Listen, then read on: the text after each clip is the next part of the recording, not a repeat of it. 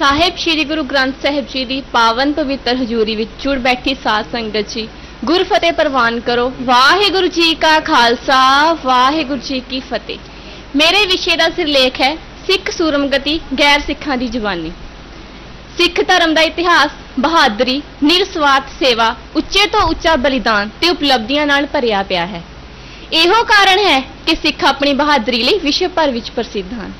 इत्थे नाम जपदियां जदों हरि प्रभु का रंग लगता है तां इह सूरमा बन जाता है। जाको हर रंग लागो इस युग में, सो कहियत है सूरा। प्रोफैसर मोहन सिंह अपनी कविता विच पुछदे हन, ओ केड़ा बूटा है हर थां जो पलदा है, जिन्ना भी छांग दईए उन्ना ही फलदा है। इस सवाल का सीधा जवाब है सिक्खी दा बूटा। 18वीं सदी विच मुगलों ने इस बूटे की बड़ी बेरहमी नाल शंगाई की, पर यह शंगाई इस बूटे नूं बहुत रास आई। इसने खूब लांगरां छड्डियां ते दूण सवाया होया। मन्नू साडी दातरी असी मन्नू दे सोए, ज्यों ज्यों मन्नू वड्डदा असी दूण सवाए होए। सिक्खी विच एक बहुत डूंगा मनुखवादी संकल्प है। इसने जिथे समुची मानवता का भला मंगिया, उत्थे एक चंगा मनुख बनन नूं भी सब तो वध अहमियत दित्ती। गुरु अर्जन देव जी की शहादत तो बाद सिख धर्म ने नवेकला मोड़ कट्टिया।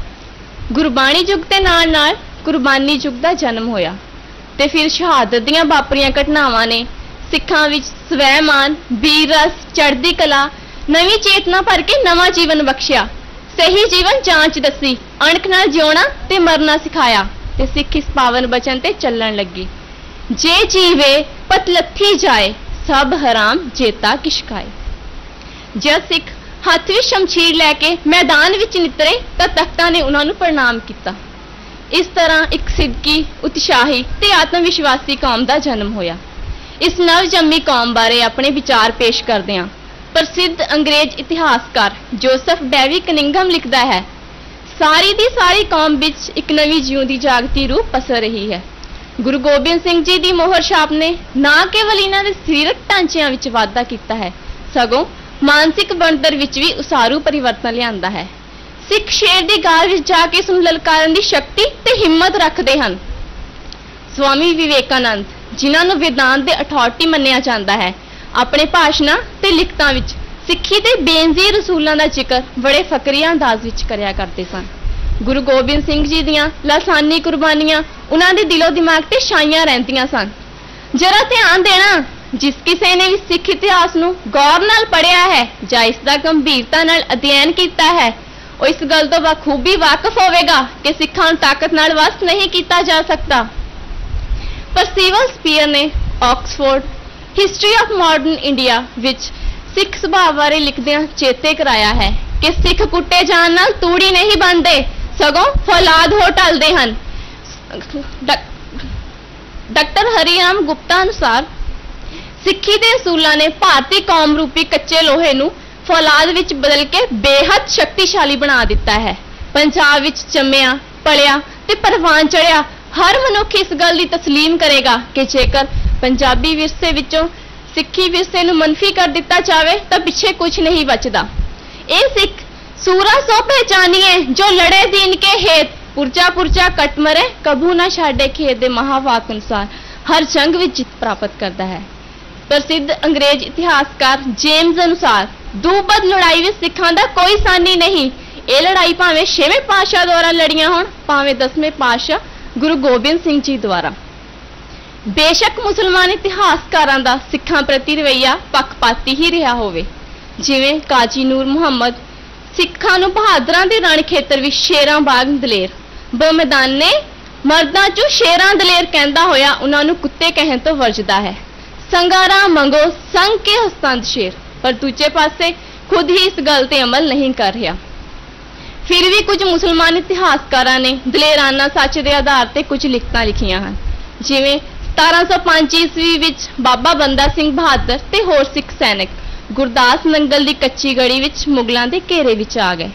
इस लड़ाई का जिक्र करदिआं खफी खान लिखदा है, काफरां ने कई मौकों ते सर्वोत्तम बहादुरी ते जुरत का विखावा किया ते शाही सेनावां ते हमले भी किए। मुहम्मद कासिम, जिसने नजारा अखी डिठा सी, इस लड़ाई का जिक्र इबरतनामा विच इंज करता है, सिखां दे बहादरी ते दलेरी दे कारनामे हैरान करन वाले सन। जद शाही सेनावां उन्हां वल अगे वधदियां तां सिख तलवारां नाल उन्हां दा घाण कर दिंदे। सिख शख्सियतां दे सुभाਅ ने अंग्रेजां दे मन ते डूंगा असर कीता है। जाकमो ने सिखां बारे विशेष तौर पर लिखिया है कि मैं सिखां दी सादगी, ईमानदारी ते मूँह ते गल कहण दी जरूरत नूं बहुत पसंद करदा हां।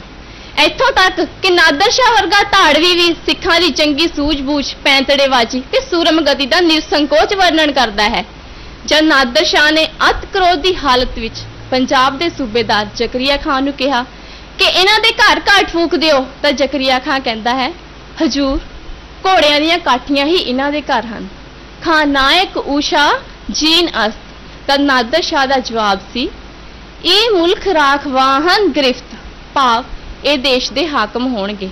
नादर शाह की यह भविष्यवाणी उदों सच साबित हुई जब 9 मार्च 1783 ईस्वी नूं सरदार बघेल सिंह की कमान हेठ सिखां ने दिल्ली ते जा कब्जा किया। इत्थे ही खालसा पंथ की नींह रखी गई ते महाराजा रणजीत सिंह का राज कायम होया। महाराजा रणजीत सिंह के राज बारे सैलानी मूरक्राफ्ट लिखता है कि मैं पूरे एशिया विच महाराजा रणजीत सिंह के राज वर्गा राज होर किधरे नहीं देखिया।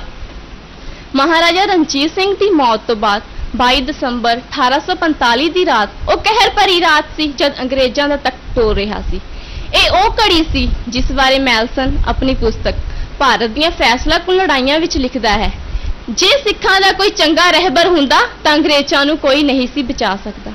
इस लड़ाई का जिक्र करदियां शाह मुहम्मद अपने जंगनामे विच लिखदा है, शाह मुहम्मदा सिंघां ने गोरियां दे वांग नींबूआं लहू निचोड़ सुट्टे ते सिखां दी बदकिस्मती ते धा मारदियां अपने दर्द नूं जुबान दिंदा होया लिखदा है, शाह मुहम्मदा एक सरकार बाजों फौजां जित के अंत नूं हारियां ने।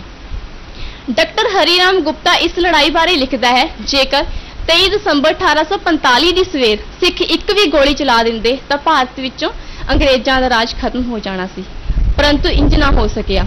रॉबर्ट कस्ट अपनी डायरी विच लिखदा है कि हजारां वरियां दे इतिहास अंदर सिर्फ दसंबर 1845 की रात नूं हिंदुस्तान की किस्मत का फैसला मुट्ठी भर लोगों के हथ विच सी। C.F. इंड्रूज ईसाइयां का प्रसिद्ध धार्मिक आगू होया है। उसने गुरु के बाग के मोर्चे दौरान सिंघां ते पुलिस दीयां सम्मां वालियां डांगां अखीं वरदियां दिखियां सन। वो ये सब देख के भावुक हो उठदा है ते अपने दर्द नूं जुबान दिंदा होया लिखदा है कि सिख संसार दीयां सारियां कौमां विचों बहादुर ते सख्त जान कौम है। मैं किसी भी सिख नूं मार पैण ते हाय हाय करते नहीं देखिया, सगों मैनू तां इंज लगा जिवें पुलिस भी शैतान ते सिखां विच रब आप प्रतख वस रहा होवे। आजादी की लड़ाई इस गल की गवाही करती है कि सिरां दी खेड खेडण भी सिखां दा कोई सानी नहीं। सिख संसार की कुल आबादी का 1.75% हैं, परंतु सिरां दी खेड खेडण विच सब तो अगे हैं। 1984 में सिखां दा अकाल तख्त ढाया गया, दिल्ली में शरेआम कतल किया गया, परंतु सिखां ने इसका जवाब बड़ी बहादुरी ते सूरम गति नाल दिता। सिखां दी यह बदकिस्मती रही है कि महाराजा रणजीत सिंह की मौत तो बाद कुछ को आगुआं नूं छड्ड के सिखां विच चंगी लीडरशिप की हमेशा घाट रही है। जेकर सिखां नूं चंगे आगू मिलते रहंदे तां सिखां दी गल ही कुछ होर होनी सी। सिखां बारे डूंगा ज्ञान रखने वाले किसी व्यक्ति ने बड़ी दुरुस्त गल कही है, but for the follies of Sikh leadership it would have been world religion today. भाव जे सिख लीडरशिप गलतियां ना करती तां अज ये दुनिया का धर्म हुंदा। इस सब कासे के बावजूद मौजूदा दौर का प्रसिद्ध अंग्रेज इतिहासकार टाइनबी पेशनगोई करता है कि सिख दुनिया के आखिरी बाशिंदे होंगे। शायद टाइनबी की भविष्यवाणी इस तथ्य ते आधारित होवे कि संसार के अंत में सिखां दे सर्व सांझीवालता ते सरबत का भला मंगण वाले सिद्धांत ही इस दुनिया नूं कायम रखण विच सहाई सिद्ध होणगे। विचारां करते समय होईयां भुल्लां दी खिमा गुरफतेह प्रवान करो। वाहिगुरू जी का खालसा, वाहिगुरू जी की फतेह।